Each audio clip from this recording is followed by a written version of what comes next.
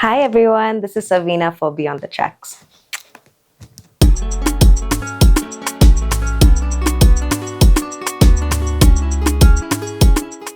Hi, so my name is Savinnah. My friends call me Joy, so you call me Savinnah because I don't know you.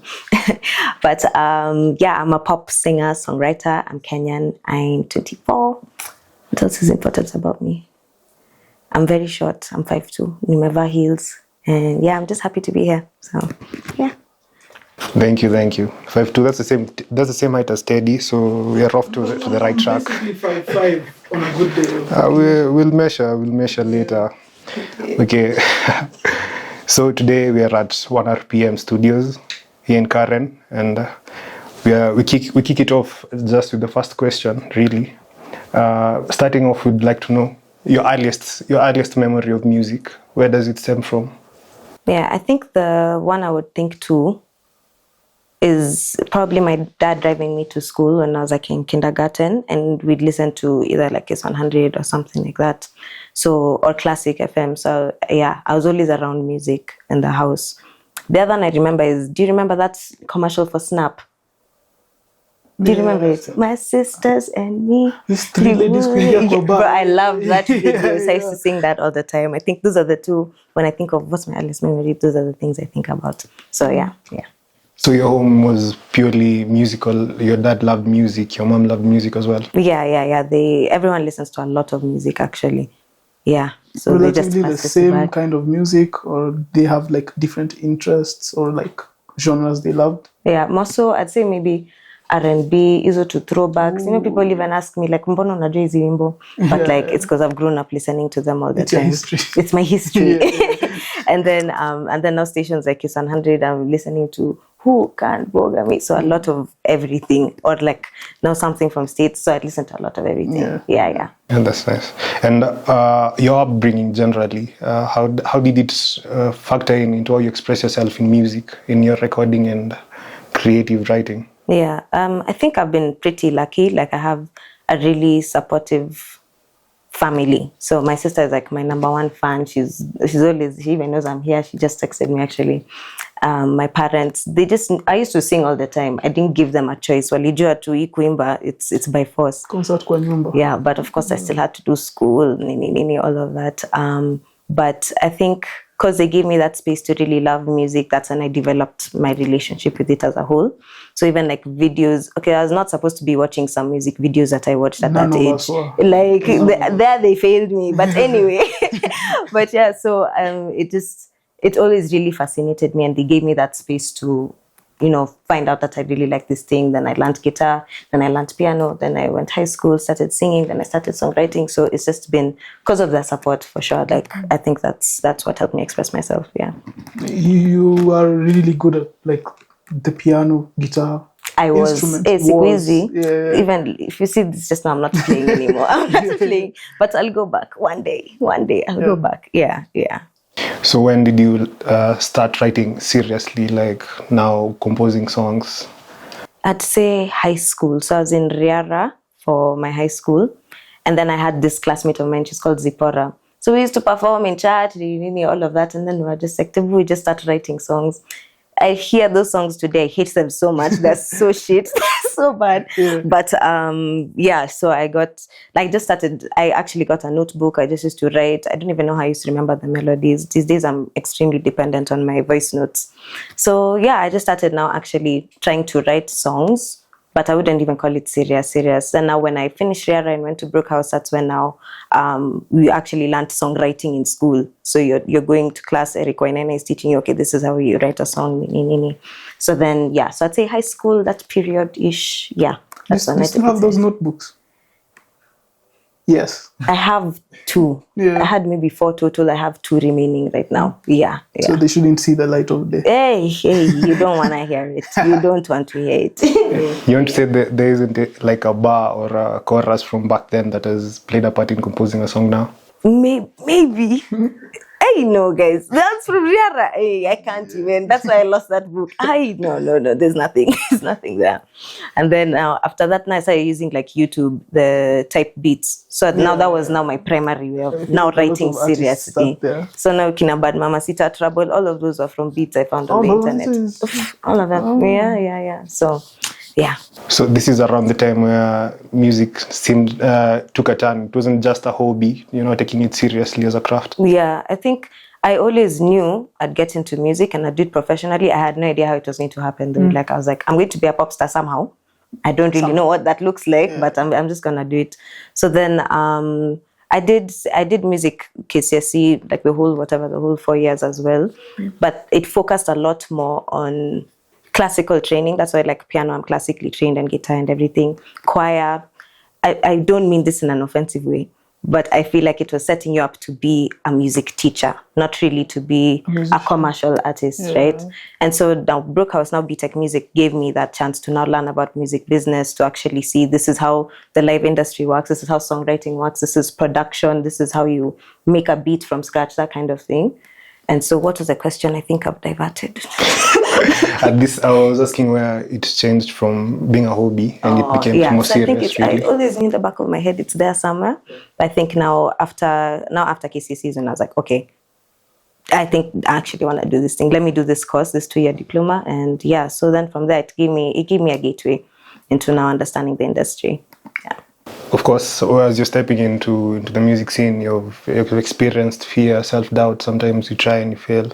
How do you navigate that? Experience, at least even today, even now. So again, that having that support system is really important for me, because you get imposter syndrome all the time. I release a song. In fact, I throw my phone away. I don't want to see what anyone is saying. I don't even listen to my songs until someone's asked me, Jesse, you play something, mbona ucheze music? Imagine. Yeah. But I'm improving. Yeah. So of course, like self-doubt is really normal, and it can, like, if you let it get to you, you'll just stop, because again, this industry, it's not just, you can't just, there's a lot of ups and downs and everything. And so it's important to have people that actually believe in your dream and see where you want to be and who you want to be, and they can pick you up when that's happening. And then also just affirm yourself sometimes, just be kind to yourself. I think we can be really big critics of ourselves, especially creatives, like even you guys, I'm sure, like you criticize yourself way harder than anyone else. So also just talk to yourself a bit more kindly and do what you need to do, show up for you. Yeah. And that goes hand in hand with the support system, your family. Exactly, yeah. Okay, and going into your family, were they creatives themselves? Let's say your mom and your dad. I did some research, and I know your mom is an engineer, your dad is an architect. Yeah. So how did that play into your music life? Yeah, so they loved listening to music. And my dad, I think, he told me he was in choir actually in high school. So twins. And my mom just like sings in the sitting room, but that's about it. But that professional side of them, definitely. Math is still, there's no option. I had to do well in school regardless. Like I had to, and I enjoyed it. Like I actually did like, studying and everything. But again, just them being a bit open-minded, they did support me, but they're still a bit traditional in that sense. So I'm still doing computer science on the side as I make my music, but at least I do it online. So my schedule is like flexible, kabisa. But so it's you still have to do it. Yeah. But they understand how seriously you take music. I think Universal is what like opened their eyes, and they're like, oh, kumbe kitu ni serious. Uimbi tu kwa cho, like like I think that's when they actually understood, oh, okay, there's something here. And I'm very stubborn. Like I'm very hard-headed. So when I want something, I keep going and I keep going and I keep going. And so I think they now saw like a few results. Wakanisaidia. Yeah. So you said this was around the time you got signed to Universal, right? Yeah. How was the experience then? How would you say getting signed? First? Yeah. Like, did they write a DM? Yeah. Was it an email? Some context. What even happened? Yeah. So, actually, before I got the deal, I just sent to my mom. I'm like, yo, I really want to drop a song. Please just believe in me. Just understand me. And yeah, again, I'm very, very lucky I have a supportive family. And so that's when I met So Fresh. I recorded 3 songs. I did Trouble, Nyota, and I think Bad Mamacita without Ndovuku at first. And then we shot a video for Trouble. And so I sent it to, at the time I was really close friends with Nikita Kering. And so I just told her like, yeah, I've recorded my first song, Nini Nini. And she's like, oh, I have someone in distribution. I wanted to know where to post the songs, like how do I even distribute music? How do I get my stuff on Apple Music and that kind of thing, right? So I just wanted advice. Should I do TuneCore? Should I do DistroKid? Should I do what? And so she's like, oh, there's a guy who does distribution at Universal. I'm sure he'd be a good person to talk to. So I called him. I sent the song just to like be like, where do you think would be best for me to post the song? Yeah. And he was like, we want you to come in for a meeting. We believe in your music and we want to sign you. So it was completely from left field. I was like, wait, what the hell is happening right now? I was like, what? For my first I was like, what? I was so happy because I was going to him just for advice and everything. And so, so then I got the opportunity. Negotiations took forever. It took like a year. But yeah, then we got signed to Universal. Yeah. How long was the deal? Was it a deal or was it just distribution? Yeah, it was a 360. Ooh. Don't sign 360s. Don't sign 360s, Don't do it. Okay. Don't do it. Okay. So, so it was a 360 and it was project based. So it was for 2 EPs, 6 songs minimum, each of them. And and so we did the first EP, dropped everything. Of course, there were a few challenges here and there. Then by the second EP, the partnership just wasn't partnering. So, yeah. So do you just get out of the contract, Rama? By the way, for those who don't know what a 360 is, Wambie. Okay, so a 360 deal basically is when you get signed with a label and they're going to fund everything, all the projects. So from production to the videos to marketing and all of that. And in return, when you make money from your music, they get the majority share of your royalties. But at least for live, you get majority, but they still get a percentage. And so, yeah, it's been a deal that's been there from the 90s. And it's a very exploitative deal. And just read your contracts and figure out if it's what you want for yourself. That's the advice I'd give. You're not really like really against it like that. It's just that just read it your doesn't contracts. look good. Yeah. Oh, and usually you'll either get an advance. So that's also a red flag. If you don't get an advance with your 360, unachezwa. Yeah. So, and this ChatGPT, use ChatGPT for everything. So yeah. I feel like you're a bit anti-AI, but okay, you'll use it for... Hey, man, I use it. I can't always pay for 70K for a lawyer. Okay. So I'll just use ChatGPT. What's wrong with this contract? And read it yourself. Actually read your contract. So, yeah. So if you were to sign for another label or distribution, like, how would you go about it? Like, are there any prospects though? Yeah, definitely. I think for now, I'm mostly working at distribution, like 1RPM. They're the ones that do my distribution Great now. guys. And I think definitely I learned a lot being with Universal for sure. Like I learned how a lot of the back end works. I had to do a lot of things myself, which was one of the problems. But on the bright side, it then made me extremely hyper independent. So even right now, I'm doing things on my own, but still at a really high level. And the thing I appreciate now is my independence. And so there's a lot of flexibility. I can wake up and decide I'm dropping something tomorrow. Before you needed like 6 weeks of approval. One thing is wrong with the video. You're talking to like 5 people in a chain. Yeah. It's going to UMG South Africa. It's going to it's hectic. But if again, you're with a good team that's working towards getting you there, then you'll be okay. But yeah, so as of now, I'm mostly doing distribution. I'm also talking to a few people for publishing. And yeah, that's me for now. I don't think I hate labels. I just to be a bit wary. What exactly are you getting? Because for a long time, I think artists have been shortchanged. And it's that the label gets a majority, but it's your art that's selling. It's your art that's connecting to people. And so I think at least there's a few things that are changing in the industry now. And so we'll just see. Yeah, we'll see where that goes. Independently, do you use DistroKid? What do you use? 1RPM. Oh, yeah. Okay. Yeah, and I wanted to ask, for you as an artist, mainly recently when you've been independent, what really accounts for growth? What do you see as growth over the years? I'm trying to think of a really smart way to answer this question. Growth for me, What's growth for me? I'd say definitely sound-wise. Like I can see a lot of change in how I write, in how I approach, even songs generally, genres, that kind of thing. I think there's definitely growth there. And then also, sometimes you can get sucked up in the numbers and you're like, I don't have 1 million streams. Like, there's no point. I'm just quitting this thing. But then also noticing, oh, there's this 200 people, there's this 1,000, 2,000 people that have been going with you the entire time. And so also just watching that and appreciating my community, I think, as a huge track of growth. And again, as I was mentioning about, being your biggest critic and really saying, maybe you're not doing enough. I remember there was a time I just used to pray I could release one song. So I also just tried to look back and be like, look at how far you've come. So I think that's what growth looks like for me. Yeah. And how do you manage the art and the business side of it? Do you have a team that handles that mainly? I have a team. She's called Joy. It's me. It's hectic. Your own man. I have people that help me a little bit, but I'm basically doing everything myself. It has its ups and downs, because at this point it will be very hard to then scam me and come in and tell me, Ati, no, inafaa kuwa hivi, and I've been doing it for like 3 years now. I think I know the nitty-gritties, but it can be very overwhelming. But at least I've learned how to manage my time a lot better. Now I'm the content creator, I'm the one posting the song, I'm the songwriter, I'm the artist, I'm like, it's madness. I'm done negotiating with videographers. It becomes a lot.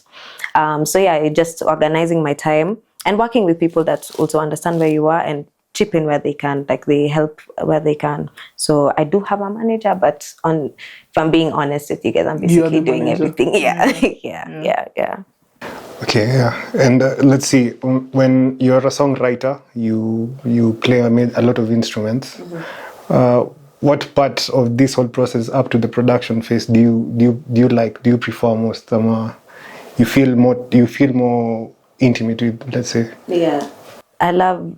So usually I like working from scratch with producers. So like we make the beat there, we listen to a few songs, we decide, okay, this is the vibe we're gonna go for, and then we make the beat. I do like la la la la, like I make a fake melody. And then you can sometimes just hear a word, like it's basically shouting in that melody, in that nonsense you've been singing. And I think that's the most exciting part for me, because I'm like, okay, I know what I'm singing about. We can go from I'm there. singing about my ex, yay! So that's my favorite part, when I figure out like, okay, I know the direction. Because I don't know if you can tell I'm a perfectionist, but then I like to think about it very chronologically. Like, okay, who am I talking to? What am I talking about? Where are we when I'm singing this song? What are we doing? That kind of thing. So once I kind of get an idea of the scene, I get pretty excited. So I think that's my favorite part.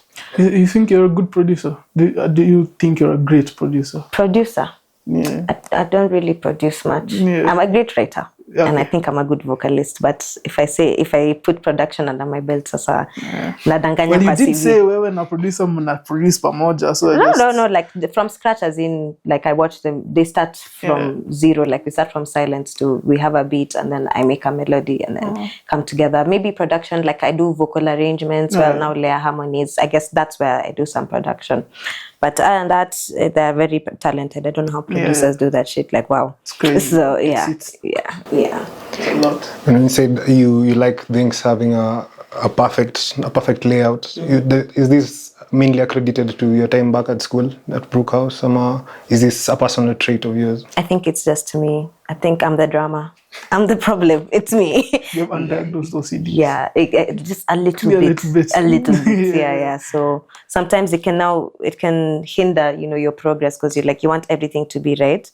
But a good perspective to have is that it's art. You're creating. It's okay it doesn't have to be perfect. And you're the only one that's going to notice. Let me tell you. Like I'd sit at should I use the word want or wanted? No one's going to notice. Like no one actually cares. They just want to shake their ass. So just do it. It's probably a song I really like and you probably hate. Exactly. Yeah. So it all goes back to that. Again, being your biggest critic, it can hinder you. So just figuring a place where you're like, okay, this is where I'm at. I like this.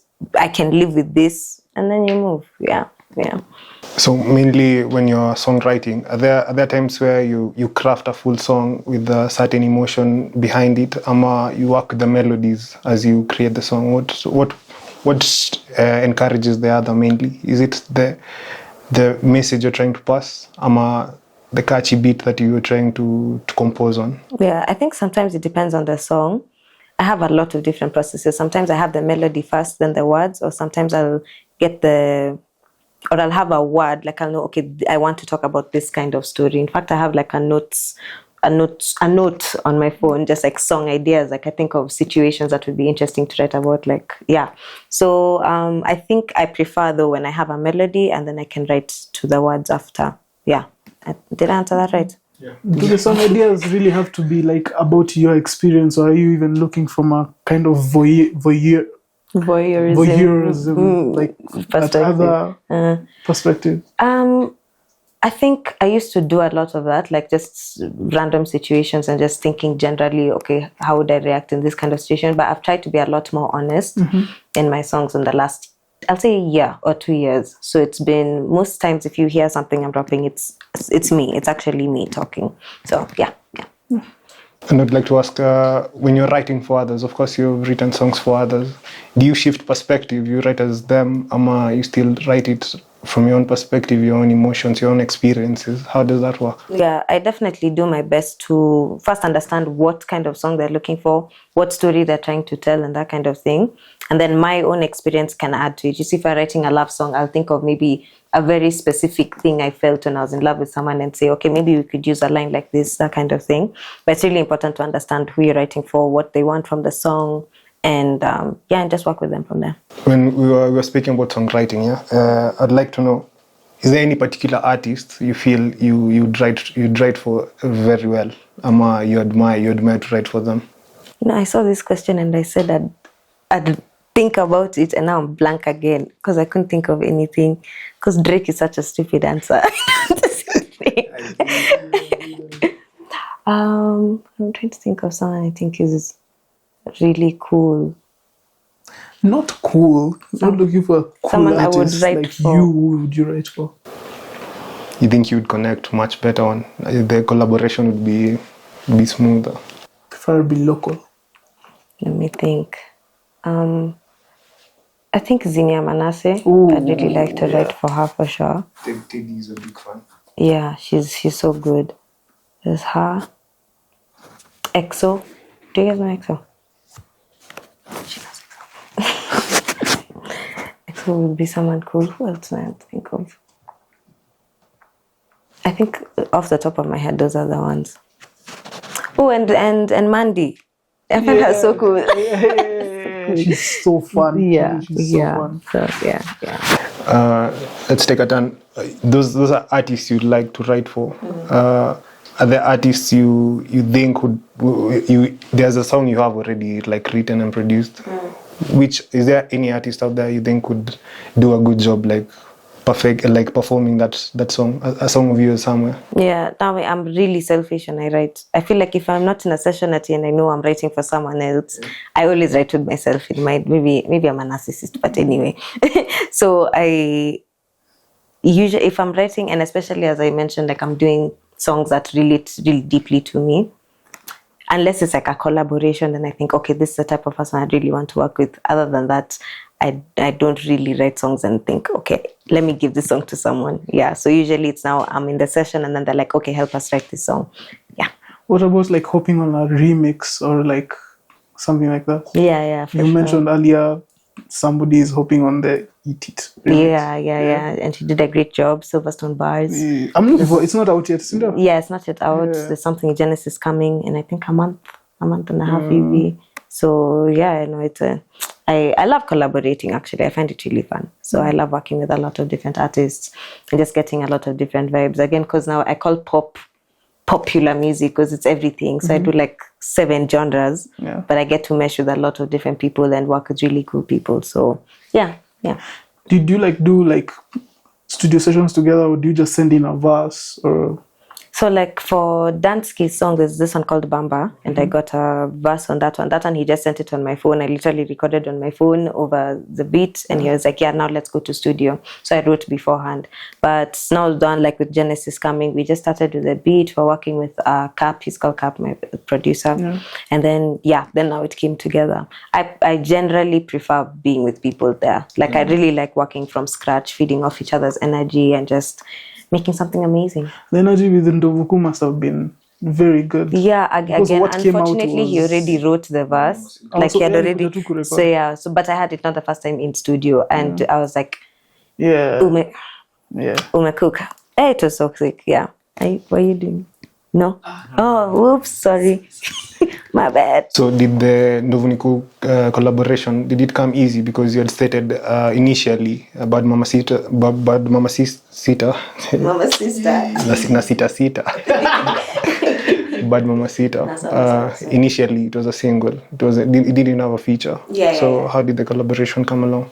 I think I knew, like in my mind, if I was crazy and I could get access to anyone, I was like, I want a proper rap on it, like Tiger, or if now locally the Calligraph Ndovu, that kind of thing. The benefits of, of course, being with Universal helped. I'm not saying it was shit the whole time. So they definitely connected me to him really easily. And he likes the song. That's usually the scariest part when you're asking someone to collaborate. Someone might think your song is shit and then, hey, this industry, you need thick skin. Someone just says you sound really bad in this, you just have to accept and really go say home. that? Your producer will tell you, hey, today let's just try tomorrow or something like that.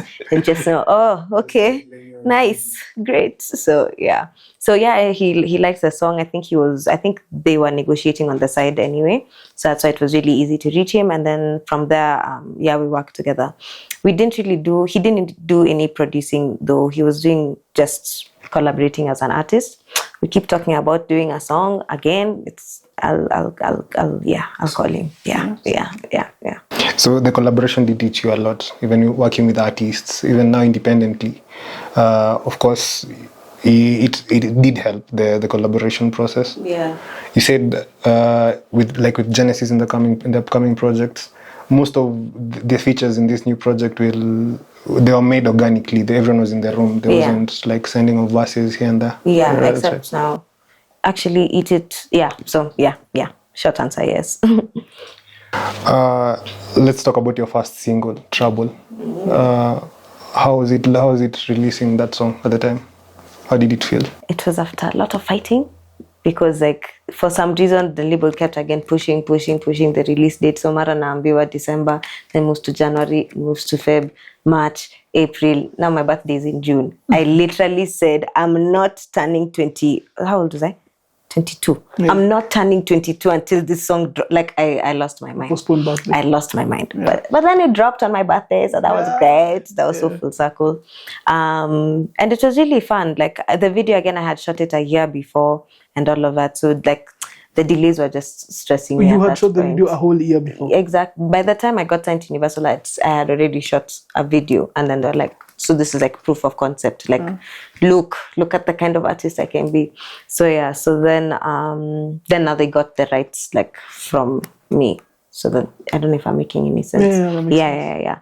So but Trouble is it was again, I was writing just on the internet with those YouTube type beats, and then I really liked it and it was my favorite one, and I was like, someone gave me advice of just putting your best foot forward.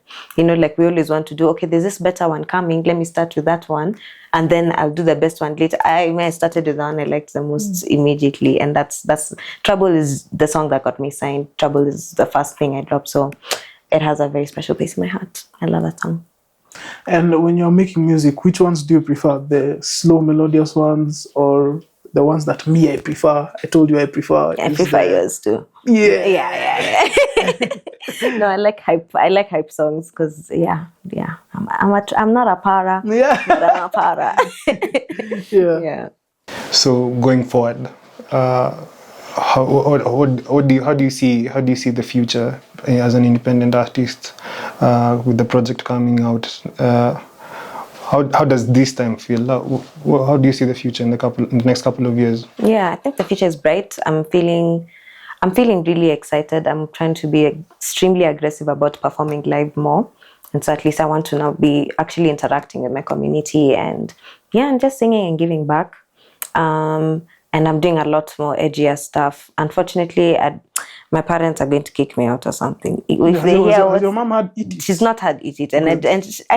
No, we've talked about it in the interview. But anyway, it's a great song. So many... It's a great song. I say it's a great song. leave the There's context so and many. everything. I'm just like, thank God they don't use Spotify, so they only see the ones on YouTube. Yeah. So you see it doesn't have a video. That shouldn't have a video. Yeah, I was thinking. Yeah. So yeah, that's the only other thing. Like I'm being a lot more experimental, and yeah, I'm just excited to see what the future has. Like, just doing it, man. So in the future, we expect more features. More features. You're putting yourself out there. Exactly. That's nice. I hope once you drop the EP, it's an EP or an album, a full-on album? It's an EP. It's an EP. Album soon. How many soon. tracks? 5. 5. Let me give you the law. So you see how my name is Savinnah, and there's The a V in the there. V is the Nini. Is And the there's a song album called title. V, and there's 5 songs. Okay, yeah, all right. Okay. What's Niko that? na Is akili, that like bro. alliteration? Is that like... Huh? No, never mind. It's okay. It's okay. Yeah. We'll move on. Oh, It's double entendre, triple, quadruple. fine. Come on. Yeah. Tunataka kuongeza feature hapo, maybe 6 songs. As soon as you me, I'll just drop a 16. Yeah. Easy.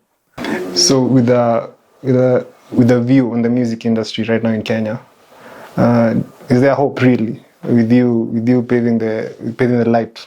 I think there's a lot of hope. There's so much talent in this country. Like so There's much. a lot of talent. And I think we're also kind of getting to, I think it's a recession indicator. We're just getting to a place where the old ways aren't working anymore. And people are now just creating opportunities for themselves. Like, me, first of all, it was Amapiano. Me, I was like, where's this Amapiano thing coming from? Then like, guys are just creating spaces where they feel happy, where they feel good.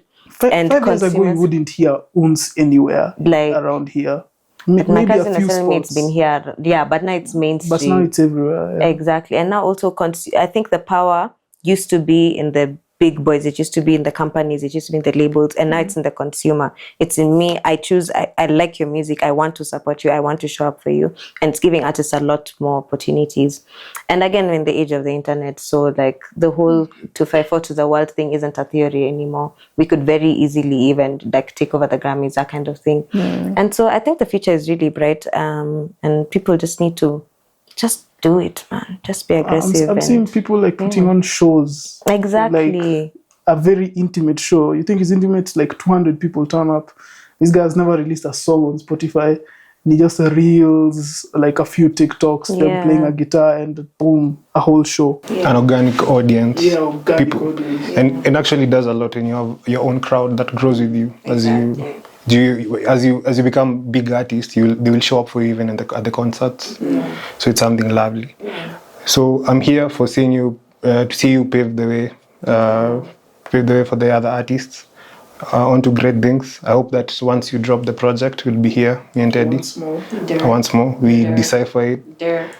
We actually have a couple of favorite songs. Myself, my number 1 favorite song of yours is Hakika. I love the chorus beat, the hook. Yeah.